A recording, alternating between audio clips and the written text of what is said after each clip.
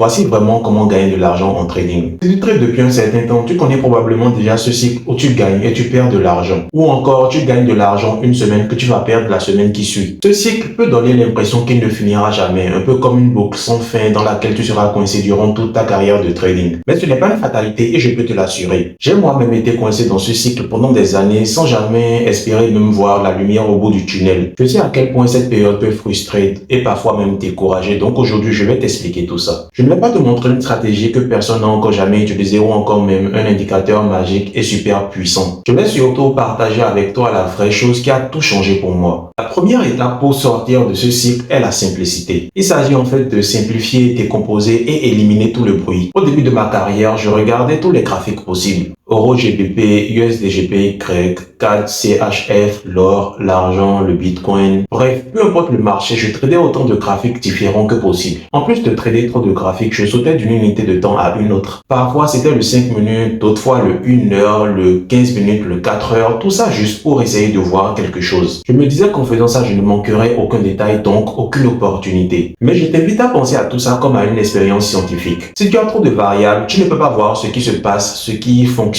ou encore ce qui doit être changé ou amélioré. Tu ne sais jamais si tu as fait une erreur ou en fait s'il s'agit d'une combinaison d'erreurs. Pense donc au trading comme à une expérience scientifique où tu dois tout simplement réduire les variables. Garde les choses aussi simples que possible. En plus de regarder trop de graphiques et de trader trop d'unités de temps, je tradais aussi trop de différents types de configurations. Parfois c'était les retests, d'autres fois les canaux ou même les breakouts. J'ajoutais différents types de confirmations. Tu peux imaginer qu'avec autant de variables, c'est très difficile de progresser, de trouver un avantage ou bien de voir ce qui fonctionne. Quand tu commences à ajouter trop de variables, trop de configurations, trop d'unités de temps, trop de graphiques, tu compliques tout simplement ton système. Tu hésites probablement quand il s'agit de prendre une position et tu réfléchis trop à la configuration. Pire encore, tu commences à voir des choses qui ne sont pas vraiment là, un peu comme dans une illusion. C'est uniquement lorsque moi j'ai tout supprimé, toutes les différentes confirmations, toutes les unités de temps, tous les différents marchés, que j'ai commencé par trouver mon avantage et mon succès en trading. Il faut tout supprimer et essayer de simplifier au maximum parce que simplicité égale répétabilité.